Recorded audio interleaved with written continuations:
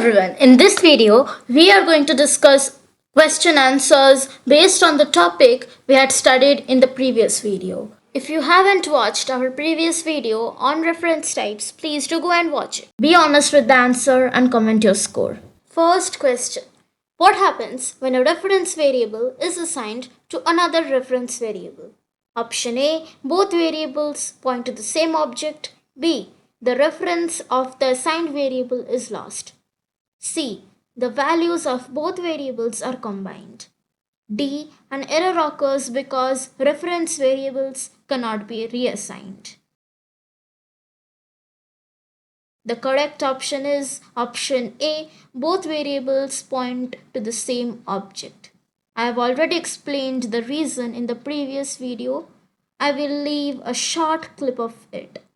But obviously, for better clarification, you have to visit the previous video. His name and her name are two strings, which is a reference type. They are referring to one object, one thing, that is Kirti. Here we have created n1 and n2 integers, which is primitive data types.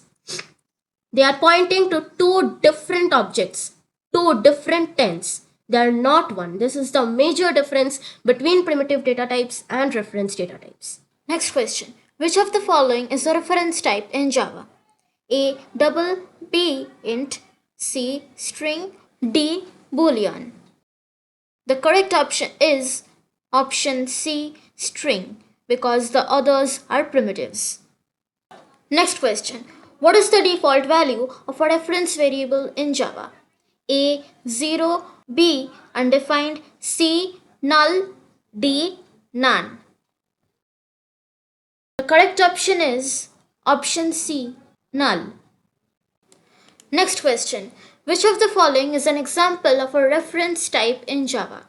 A, float, B, array list, C, long, D, byte. The correct option is option B, array list. The others are primitives.